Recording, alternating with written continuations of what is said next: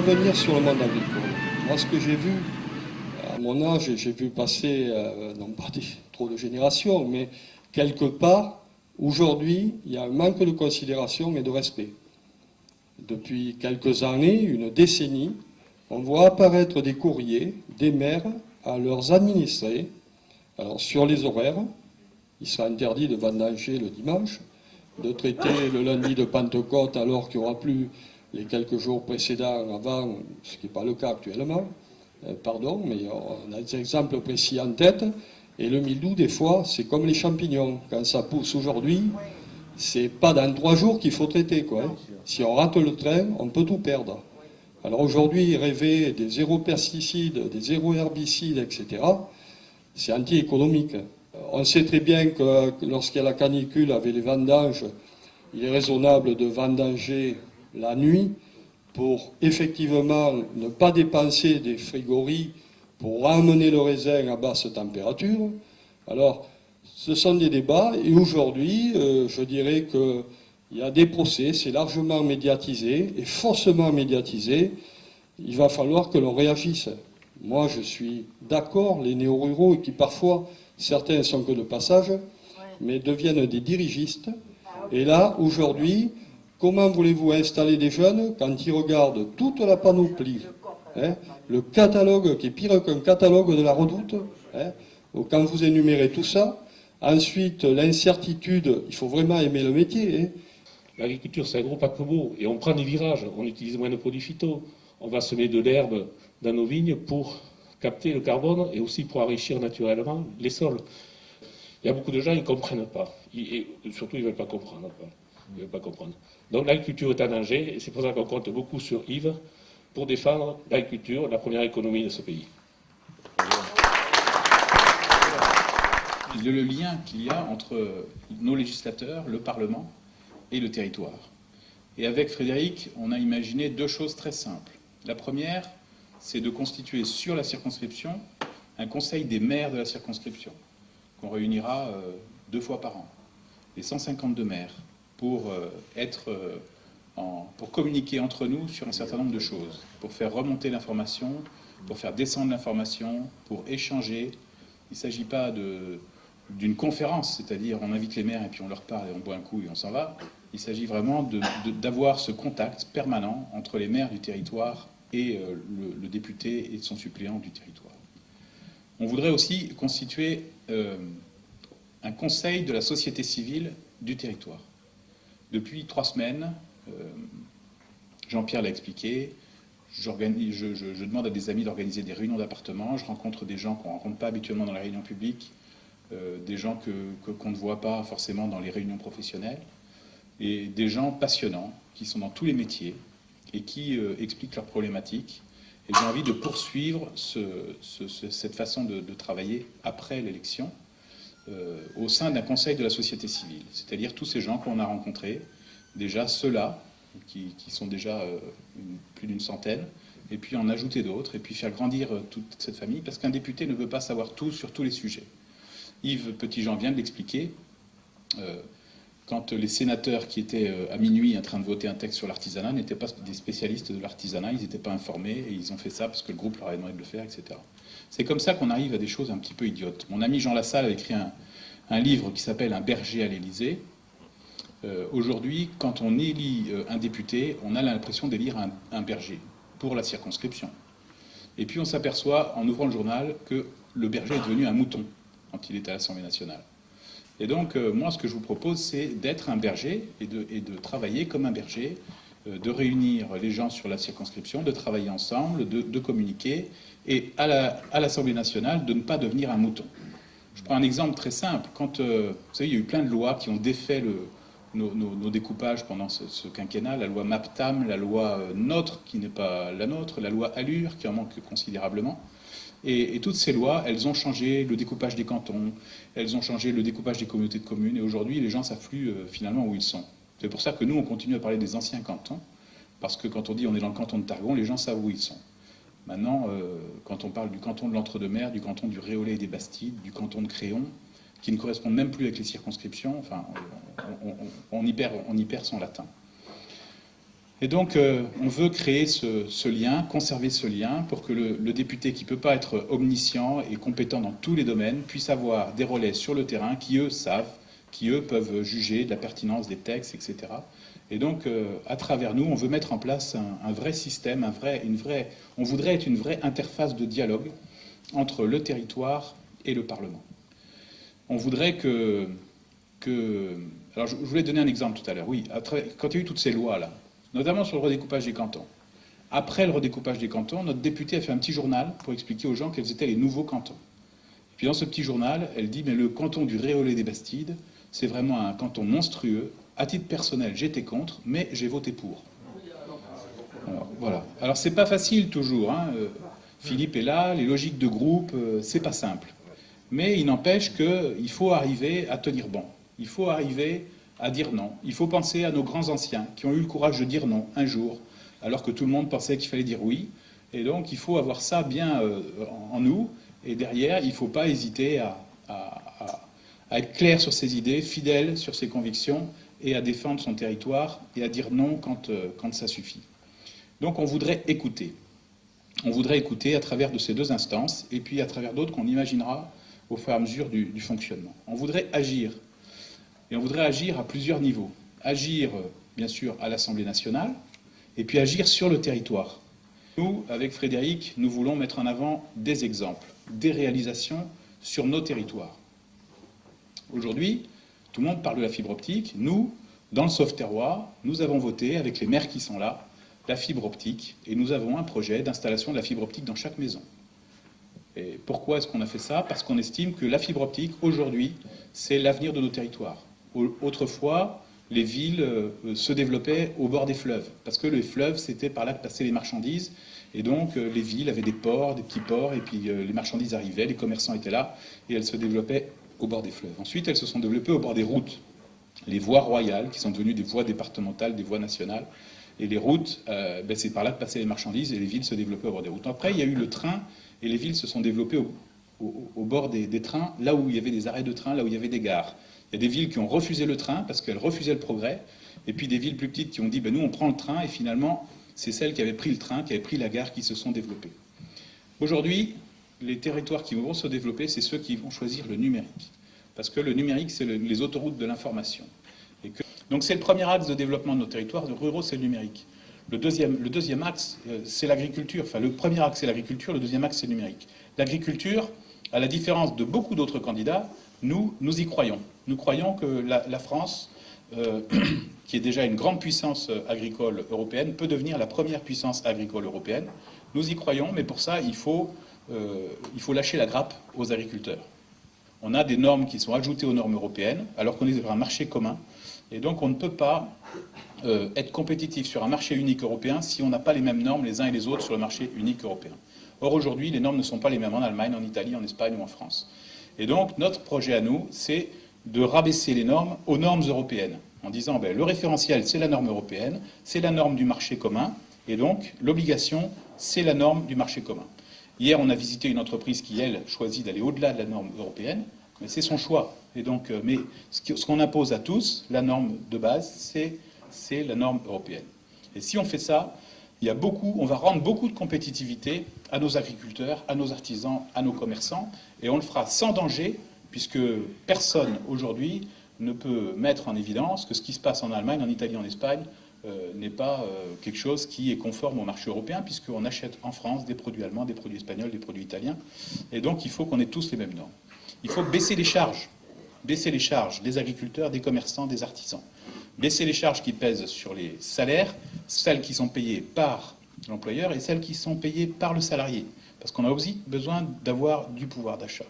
Donc il faut aider nos agriculteurs, il faut aider nos artisans, nos commerçants. Il faut développer l'industrie de première et deuxième transformation, parce qu'on envoie trop de produits agricoles et forestiers se faire transformer ailleurs. La France est déficitaire de 5 milliards pour la forêt, alors que c'est un des plus beaux pays forestiers d'Europe. 5 milliards de déficit. On envoie nos grumes se faire transformer ailleurs. Vous savez, depuis 15 jours, on tourne, on visite des entreprises. Et le mot qui revient à chaque fois, chaque après-midi, quelle que soit la personne que l'on rencontre, que l'on soit chez Gimbre, à Saint-Pierre-d'Aurillac, chez Garino Ortega, à Targon, chez Reine, à Saint-Génis-du-Bois ou chez Prat, à Course de Montségur, quand on leur dit « mais quel est votre problème majeur ?» ils nous disent « c'est de trouver des gens pour travailler avec moi ». Alors que nous sommes dans un pays où il y a 6 millions de chômeurs. Chez Jean-Marc Prat, qui fait des fraises à Course de Montségur, je lui dis « mais quel est pour toi le plus gros risque pour ta culture ?» Je m'attendais à ce qu'il me dise un orage de grêle, le gel. Il m'a répondu « la crainte que quand les fraises sont mûres, je n'ai personne pour les ramasser ». Alors que nous sommes à quelques kilomètres de l'Aréole, où il y a 1200 personnes qui touchent le RSA, à quelques kilomètres de Montségur, où il y en a quelques dizaines, à quelques kilomètres de Duras, tout ça est aberrant. On marche sur la tête. Quelle est l'importance d'un député, d'un élu pour votre profession aujourd'hui? Notre profession est forte utilisatrice de main-d'œuvre. Et face à ça, nous avons certaines contraintes, notamment sur les distorsions de concurrence. Et il est pour nous très important, capital et primordial, de pouvoir, entre guillemets, imprégner nos élus des problèmes que nous rencontrons. Distorsion de concurrence au niveau fiscal et social, au niveau européen, distorsion de concurrence au niveau technique avec des réglementations, bien que nous soyons dans un marché commun, dans un marché financier, vous avez des disparités par rapport entre nous, les productions françaises et nos principaux concurrents. Et donc notre projet, c'est ça, c'est de rendre du pouvoir d'achat aux entreprises pour qu'elles puissent payer les salariés, de rendre du pouvoir d'achat aux salariés pour qu'il y ait une vraie différence entre les revenus de la solidarité et les revenus du travail, de fusionner toutes les allocations en une seule pour simplifier l'administration des allocations de la solidarité, objectif autre qui est de faire des économies dans les frais de fonctionnement de l'État. Et donc, il faut trouver des endroits où faire des simplifications, lutter contre la bureaucratie, simplifier les procédures. Donc, une seule allocation au lieu des 10 qu'il y a actuellement, gérée par un seul organisme, qui pourrait être le département, pour qu'il y ait une allocation qui soit maîtrisée, qu'on n'ait plus ces 5% des cas où une personne peut avoir des revenus supérieurs avec les allocations de la solidarité qu'avec les revenus du travail, qu'il y ait un plafond sur le revenu de la solidarité, qu'il y ait une vraie différence entre la solidarité et les revenus du travail. C'est dans cet même objectif que nous avons repris dans le projet des Républicains la défiscalisation des heures supplémentaires pour que quelqu'un qui travaille plus puisse gagner plus. Et je n'ai pas peur de ressortir le slogan de campagne de Nicolas Sarkozy en 2007. Le président Hollande a supprimé ces heures supplémentaires défiscalisées. Il a ensuite regretté de l'avoir fait. Il l'a fait parce qu'il pensait que ça allait redonner du travail de supprimer les heures supplémentaires défiscalisées. Et pendant qu'il était président, il a créé quelques centaines de milliers de chômeurs en plus. Donc, c'est pas comme ça que ça marche. En fait, l'économie, ce n'est pas une photographie où on regarde les forces en présence, on regarde la somme des heures travaillées, ensuite on découpe, on les répartit, et on dit, bah, comme il n'y en a pas assez, on va en donner 35 à chacun. Et puis, non, c'est pas comme ça que ça marche. L'économie, c'est une dynamique. Et il faut agir sur le temps, il faut agir sur l'emploi, il faut agir sur la croissance. Et quand on remet les gens dans l'emploi, on crée de la croissance, on crée de la valeur ajoutée. La somme des valeurs ajoutées, c'est le produit intérieur brut. Nous, ce que l'on croit, c'est qu'on peut faire de la croissance en France.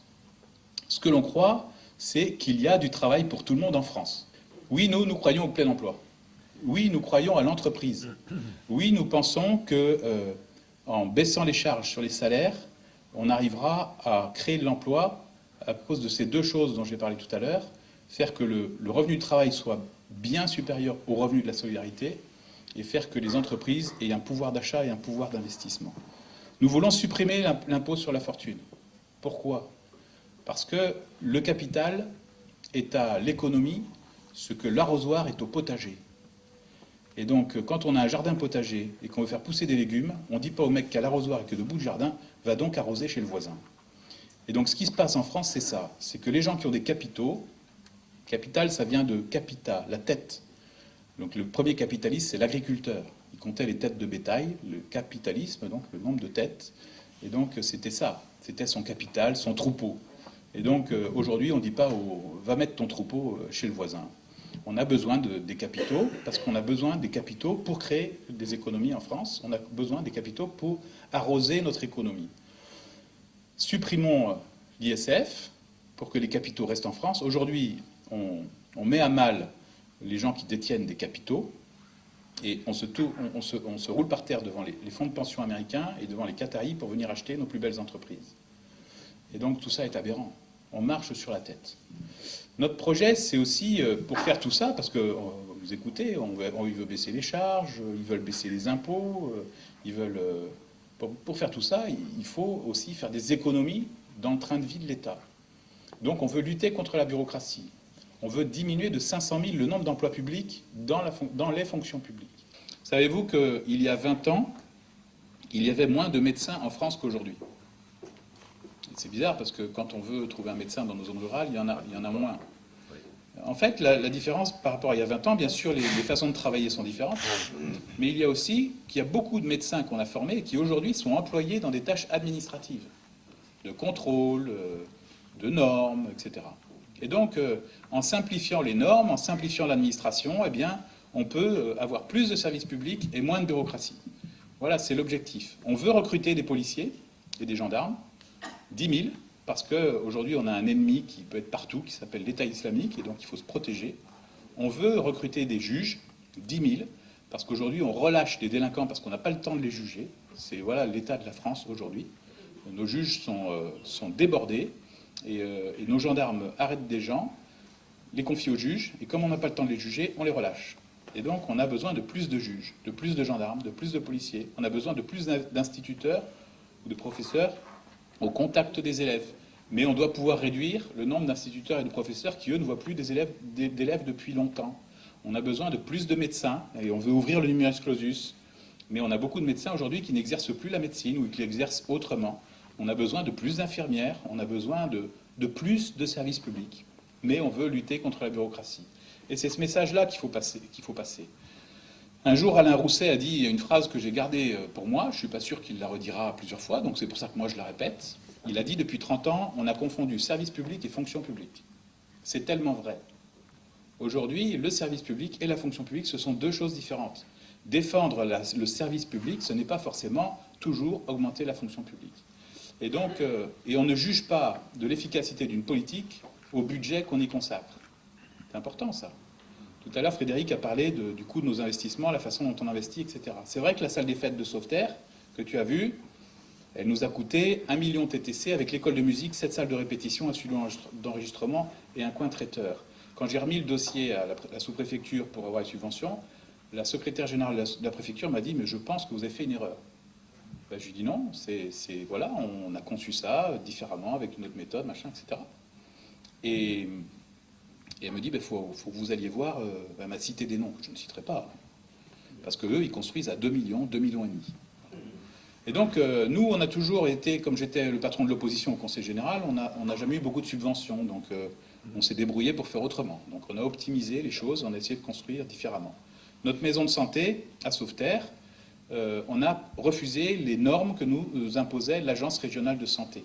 Et on a écouté les médecins libéraux, on les a écoutés, comment est-ce que vous voulez travailler, etc. Et on a construit une maison de santé qui a coûté 1 million d'euros, quand celle de l'Aréole a coûté 2,5 millions. Le loyer qu'on propose aux médecins est de 300 euros, quand à l'Aréole, c'est 1000 ou 1200 euros. Donc forcément, on a 2 médecins de l'Aréole qui sont venus s'installer à Sauveterre. Bon, ben voilà, mais j'y peux rien. Et donc, il faut écouter.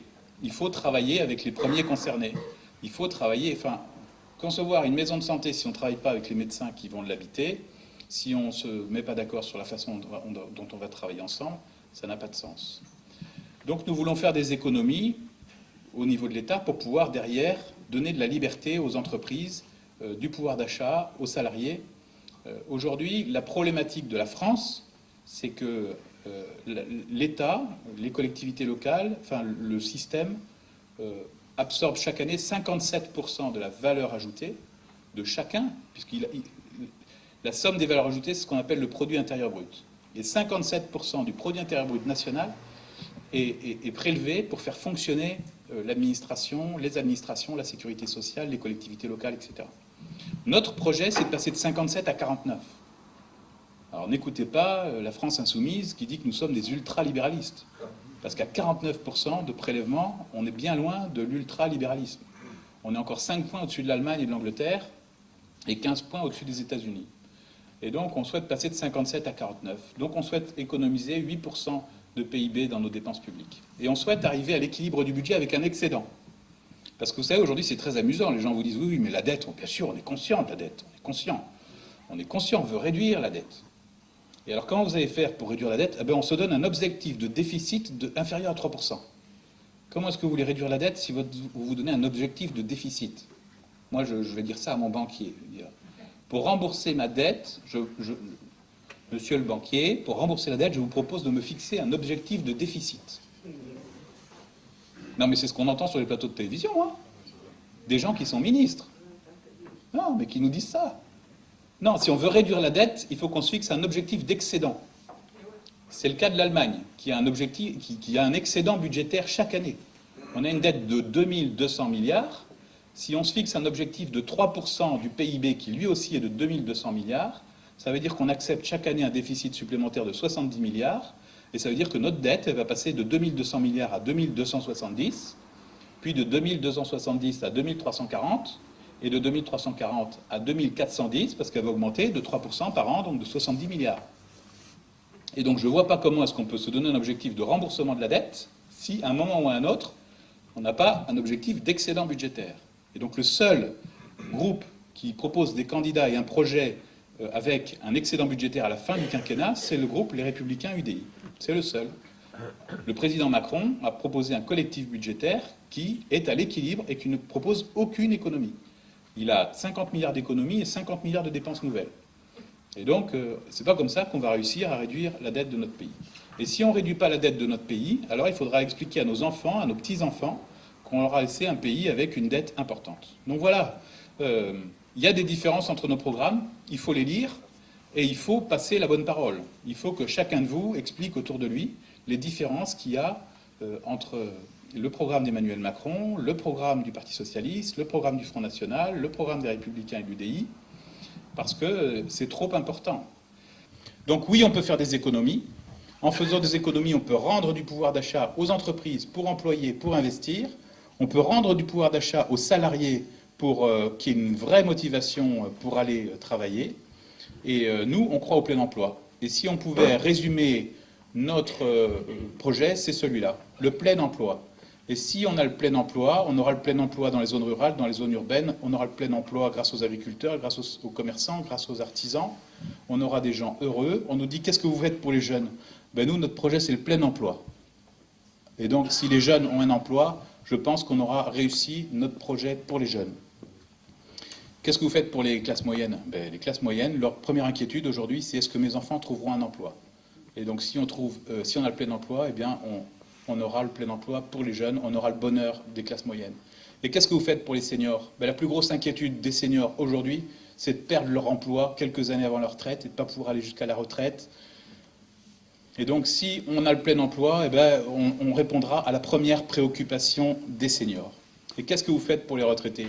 Ben, les retraités, leur retraite, c'est une retraite par répartition. Et donc, la retraite par répartition, elle dépend des entrées et des sorties. Si on veut pouvoir payer des retraites et augmenter les retraites, il faut qu'il y ait plus de cotisants. Ben, nous, on propose de commencer à travailler plus tôt, parce qu'avec l'apprentissage, on va commencer à travailler plus tôt, parce qu'on va commencer à travailler pendant ses études. On propose d'allonger le temps de travail de 3 mois par an jusqu'à ce qu'on arrive à 65 ans, pour allonger Et donc, en augmentant l'année de cotisation et surtout en ayant le plein emploi, eh bien, on va augmenter le nombre de cotisants et donc on pourra augmenter les retraites, les petites retraites, les retraites. Et on pourra donc répondre à la première préoccupation des personnes âgées. Et si on augmente les retraites, on pourra les aider à rester chez elles jusqu'à la fin de leur jour, parce qu'elles auront plus de moyens pour assumer leur dépendance. Donc les choses sont assez simples. Maintenant, il faut porter ce message à l'Assemblée, et c'est ce que nous allons faire avec Frédéric Coussot, avec votre soutien à tous et à chacun. Merci beaucoup.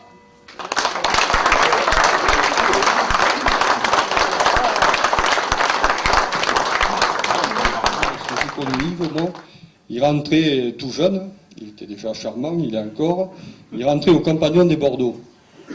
Ça, c'est un bon sentiment, le Compagnon des Bordeaux, c'est croire à ce que l'on fait. Vous savez, ces gens qui conférient bachique, qui revêtent une robe. Hein, alors, pour les hommes, ça peut paraître un peu déplacé, mais c'est tout un symbole. Puis ensuite, je l'ai connu, et c'est là que c'est la force de la nature de cette personne, au syndicat, un des plus grands syndicats viticoles de France, donc vous comprendrez lequel c'est.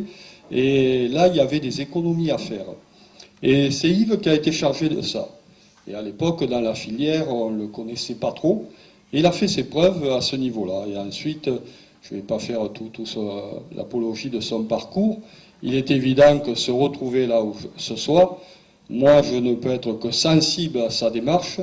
Et je suis pour Yves Damecourt parce qu'il connaît ce territoire, qui est déjà un peu trop vaste, avec un mélange des genres, puisque bientôt il va se retrouver dans la métropole. Et c'est peut-être une bonne chose. Car après Créon, on n'est pas loin, je crois, peut-être pas demain, mais un peu plus tard.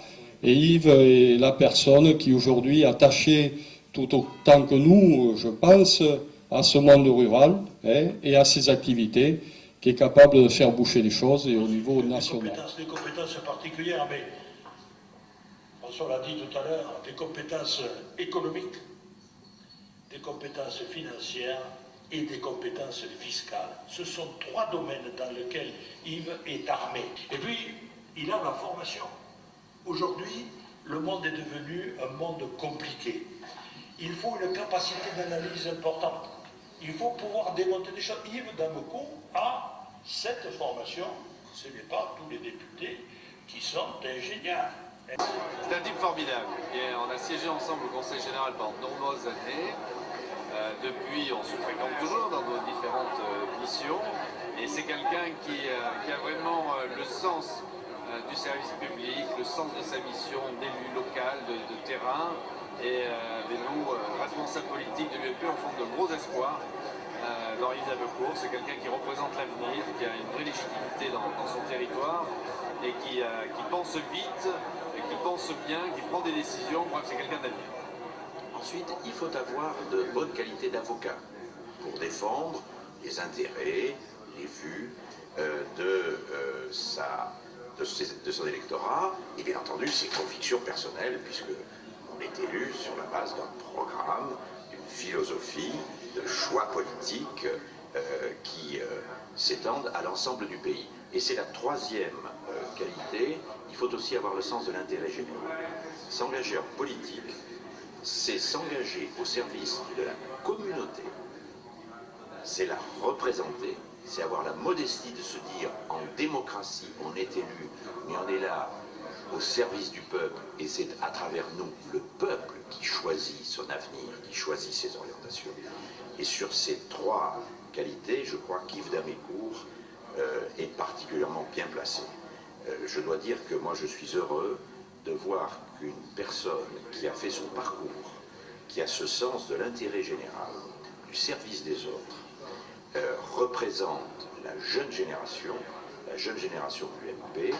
Il est évident que ce garçon est au début d'un très beau parcours politique et que la Gironde, et en particulier sa circonscription, et au-delà la France, profitera beaucoup de son élection.